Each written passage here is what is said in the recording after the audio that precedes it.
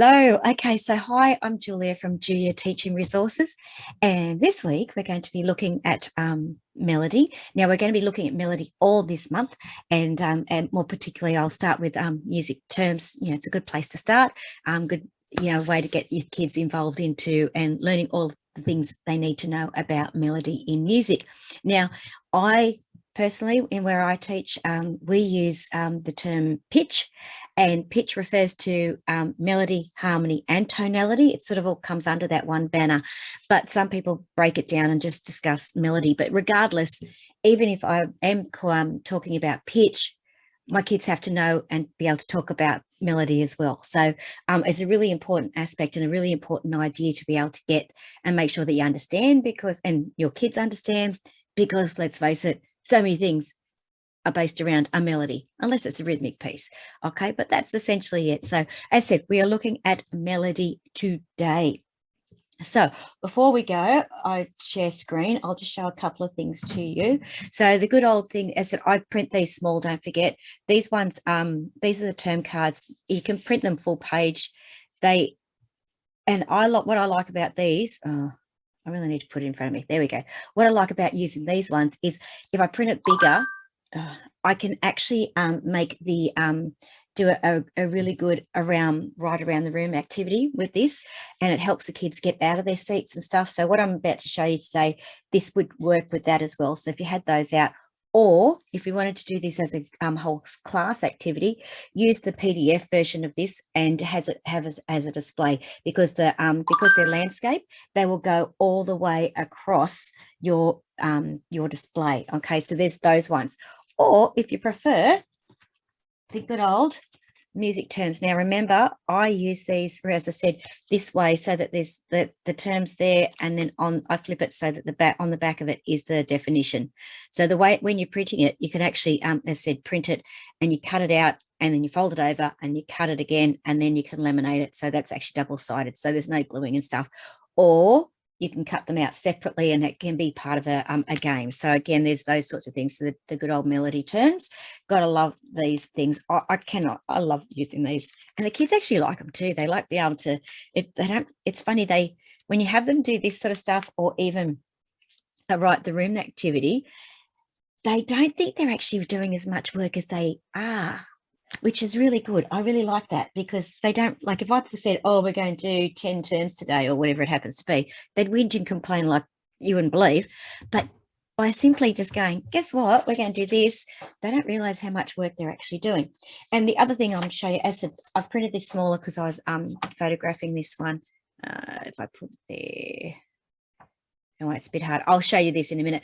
But this is from my Super 6 monitoring activities. So this is a really good one, and I'm going to show you more in here. They said it's you can do it as a worksheet, but I don't. I tend to actually put this on the board and display it and saying this is the parts you have to do. They write it into their book, and they do, as I said, the activity into their book. But I said I'm going to explain this as we go through. So the old famous quote, I'm going to share screen. So I'll show you the Super 6 first up, because that is the fun thing. So one of the reasons I got into Teachers Pay Teachers was the school I was working at was actually doing this. This was the, what do you call it? It was a big push, a literacy push. And I know that most schools have got all sorts of things. So Super 6 is just a reading strategies. So there's 6 of them, as I said, but this one, monitoring, is really good for lots and lots of different things. And I had to find stuff because there wasn't anything for music. So that's sort of how it come about that I ended up on. So I'm just going to flip through those. Okay, but that I should not. So monitoring means check what you are reading makes sense. So for me, I always think that reading is not necessarily just about the written word. It's also about what are you hearing. Check what you're hearing is making sense. If you're listening to a piece of music, is it making sense to you? Can you actually make something of that? Okay, that's what I think it is more like.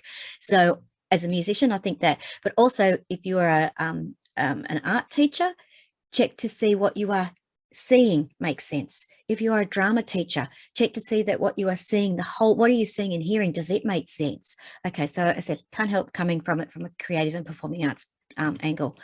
So there's a couple of posters and there's some other things. Then there's some activities. So there's lots of different things in here, and this is one I use a lot. word definition image. Now, what we're going to do is a little bit based on this, but it's just a little bit more. And there's some other ones. And here, oh, I like this one too. That is a good one. Definition, image, synonym, antonym, context. Okay, so the new word. So again, what we're doing is something very similar to this. Okay, it's a great activity. And I always start every unit or finish something with three, after I've done some reading or some work or even some listening, 3 things you understand, 3 things you don't. Okay, that's always a good activity. Sorry, but I'm getting that. That's another one of my favorites. I like this Kim activity as well. That's another good one. And another one I really like is this one. This is what we're going to be looking at today. So word or term goes in here. Synonym, so something similar, something different, opposite, the definition, and then this is the important thing, the image or diagram. Like studies have shown, if you can get your students to actually draw an image of something, they're going to remember it more. They're just going to remember it. It's just one of those things. They will actually remember it. Okay. So as I said, there's stacks and stacks in here. You can see it's 112 pages. It's massive. This is something I put together and I like using that one too. But anyway, I will stop sharing. So that's in my store as well. So it's the monitoring one. It's, as I said, part of the Super 6. It's a reading strategy. All right, let's share screen again. I'll share a different screen now. Okay, here we go. All righty, so I will just go to slideshow. Slideshow, come on.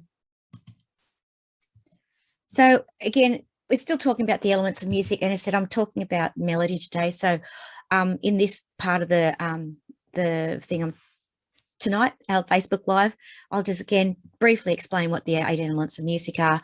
I'll give you a definition of what melody is, and then some definitions in terms of learning activity, which is the one I was just showing you, but I'll go into a bit more detail and give you a bit of a look at something you can do. Okay, so in alphabetical order, the 8 elements of music are dynamics, form, harmony, melody, rhythm, texture, timbre, and tonality.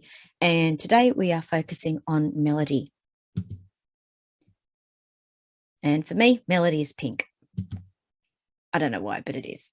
Okay, melody. It is a series of pitches that forms a tune. That's it. All right. Some people might say it's the main part of the melody. And I often will describe it to kids and say, okay, if you're going to a restaurant, the melody is like the main part of the meal. So that when you are ordering, you know, in Australia, it's very common meal to go and get a chicken schnitzel, a good pub meal, chicken snitty, or you might order a steak, okay? But you don't go and order the salad or the chips, okay? You order the main part, and that's what I say that the melody is. It's the main part. It's the meat of the actual thing. And sorry if you're a vegetarian, but it's the main part, okay? The main part, your good bit of protein, and then everything else is supports that melody. Because, you know, when you, as said, if you're going to enjoy a good meal, you know, if you're having, as I said, my favorite chicken schnitzel, that's that's the main part. I love a good garlic sauce on top of it, and I have it with chips and salad. Now, all those extra things make it more interesting, and that's what this is all about. So we're looking at terms. So as I said, I just showed you this, and I said before, and I'll just show that again. Sorry, it's a bit hard there, but these are just what you can see on the slide printed out.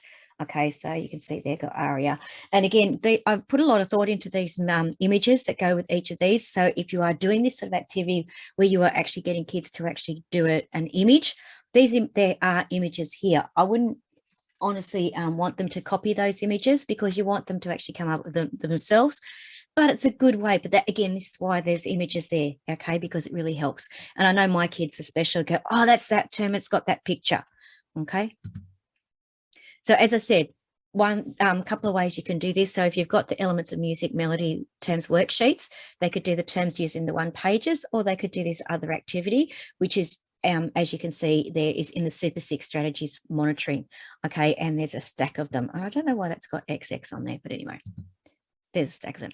So this is one of the activities there we've got. So you can see there's synonym, word or term, antonym, definition, image, or diagram. And then you can see one filled out, and I was using the term ornamentation there, or embellishment, depends on what you want to say. And then you can see there's got synonym, embellishment, frills, garnishing, adornment.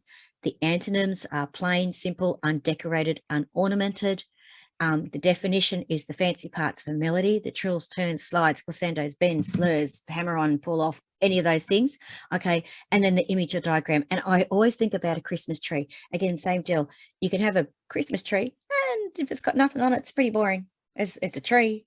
It's not really very Christmassy. In order to make it Christmassy, you have to put the decorations or the ornaments on it. Okay. And so it makes it more, certainly a more interesting tree. So that, again, that's just one way. So that's how I think. And that's why I always get my kids to remember ornamentation by using that image. But again, here's another one. So if you don't want them to actually have those images, you might want to use the cards. Okay, that's a really good way to do it. And honestly, the thing is with the cards, once you've laminated them, you've got them for years. They don't go anywhere. It's like, you got to love it. Okay, so if we're going to do this in the lessons, and we're going to actually do this in steps, all right, so what you obviously need is these things. So you want to hand out your term cards or display the melody terms that the students will be studying during the lesson. So you might go, okay, we're only going to do, say you're doing a whole unit on melody, and the melody, you might want to take, maybe 4 weeks, and depending on how many lessons you've got, and you might go, okay, we're only going to do 3 terms a day, or 3 terms a lesson, or 5 terms a lesson, depending on how much you want to do. And it might be a really good settling activity for your kids as well. So hand out the term cards or display the melody terms that the students will be studying during the lesson. Then hand out the word definition, synonym, antonym, image worksheets, or display it on the board, which is, as I said, what I tend to do is I have that on the board. They have their books, and they actually do it into their books. And they can be a bit more they can take up more space or less space depending on the students, how they want to do it. Demonstrate how to do the activity together as a class. So I always start it with show them how to do it first together. We do the first one together, and then maybe do the second one and third one. We talk about it, and then I'll let them actually have a go. And then students complete the terms on their own. Okay, and tip, puts on some fun music for them to listen to, or let them listen to the music on their personal devices. So look, the kids, let's face it, they will happily work away if they're listening to their own music. Okay, they actually quite like it, but it depends on what sort of rules you've got in your classroom, and what sort of rules you've got in at your school, whether or not you will let them actually use their phone and their personal devices to do that. So when you're actually doing the actual worksheet, this is what you need to be doing. So display the term to be studied, discuss the meaning of the term, and check for student understanding. So again, this is just stepping you through the actual process of this. Discuss what is a synonym and what is an antonym, okay, and how this can be useful in music. So sometimes the kids will go, why are we doing this? This is music, this isn't English. And as well, because I want you to understand the terms, and if you understand them, you can use them and apply them and hear them, okay. And so it's really good to not only know what something is similar to, but also what is the opposite. So if we're for me, the opposite of a melody would be a rhythm. Okay, so because melody has pitch, a rhythm doesn't. So that's as I said, my brain, but not everybody thinks like that. So that's make sure that they understand what those are. Students write out the term, they then write down the definition, and then they can research the antonym and synonym using the term. Now, this is actually another really good skill for them to do, especially if you've got laptops or something they can actually research with. Get them to actually use a thesaurus. Like, heaven forbid they actually use something that's going to help their vocabulary, because again, this is what that's doing. It's actually extending the vocabulary and their understanding. So it's a great activity to do. But again, that antonym, synonym, I mean, when I was looking for the activity that I was doing, I said my example, I used a thesaurus to make sure I got some really good words that made sense musically, that were a synonym and an antonym, because there were some other words that were there, but in a musical context, they didn't make sense. Okay. Students research it, and they draw their image to help them remember what the term means. and then they repeat. You just do this activity as often as you want them to, as many words or as terms as that you want them to actually learn. And tip, have your students work in pairs or small groups and ask them to discuss their synonyms and antonyms for each term or definition. So you might go, okay, I'll give you 10 minutes of working time, and then at the end of 10 minutes, you might say, okay, check in with your partner, or check in with your group, have a discussion about what you've got there, and so they can have that checking for understanding. And if there's any questions, they obviously can ask you. But it's really good if they're actually doing the work and it's that student-centered learning, they actually learn it much better than if I'm just teaching them how to do it, or if you're just teaching them how to do this. So as I said, there's some things here that would make this a very successful lesson. Obviously, the elements of music, melody, terms and worksheets, the Super 6 strategies and monitoring, and the music game memory cards, which is again these ones already, and I didn't have it displayed there, but the actual melody term cards, the elements of music, melody, term cards, they're also in there as well in my store. Okay, so thank you very much for watching. It's awesome. You can find music classroom resources ready for you to use over in my Teachers Pay Teachers store. Use the link in the description below, or find my store if you just Google Jooya Teaching Resources. I'm the only one who has that name. If you would like a free copy of the Elements of Music mind maps, so hang on for a minute. Oh. So again, this is something I like to use, and I'll show this again in a minute. Oh, there it is. Nope, I've got to be in front of me. Okay, that's the mind map. Again, this is on a small one, so it's easier to show you. But these mind maps are fantastic to use, and I use them a lot, okay? And if you'd like that, go to juliajooya.com/free mind maps, all smooshed together. And you can find lots more information on melody itself, or what melody and music is, on my blog, juliajooya.com. If you go there and go to the Elements of Music link at the bottom of the first page, you'll see that it will take you to one blog post which has an overview of all of the elements of music, and each of those will you can click through to actually look at something that's actually got more detailed information on all that, and has all the terms there as well. So if you want to do that.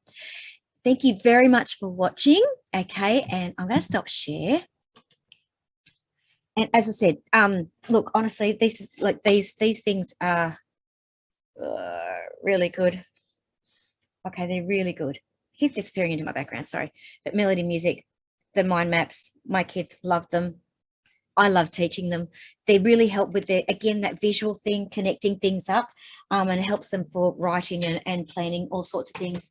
As I said, then you can find the strategies in the monitoring strategies over on my store, and it's, as I said, a Super 6 strategy. So you can look those up as well. But there's, Super 6 doesn't just have to be in a English classroom. It can be applied everywhere, and that's one of the things I love about especially monitoring, because there's great activities, and there's lots of great activities you can do, but that's a really good one to do. Okay, so until next time, that's me, and I will say goodbye. Now next week I'm hoping I'm here, I have to say that, because we are in the middle of getting new carpet for our bedrooms, and that means I have to pull this room apart. At the moment, there's the reason I've got that background, because you don't want to see what's behind me. And yeah, I'm hoping, because we get the carpet actually next Tuesday, same day. So hopefully I'll still be here. If not, I might actually do a schedule one out instead of trying to be live. We'll see how it goes and see how everything pans out. Thank you again for watching. I appreciate you being here. Don't forget to give this a thumbs up and a like, okay? And make a comment if you're actually watching the replay. I'd love to know your thoughts. If you've got any questions, please pop it over there in my in the Facebook page. Make it in the comments. Don't forget I'm on Instagram as well. If you want to check out, I am at Jooya Teaching Resources. That's the Instagram handle, and you can find lots of things over there as well. Alrighty, until next time, thank you so much for watching, and I'm Julia from Jooya Teaching Resources. Bye.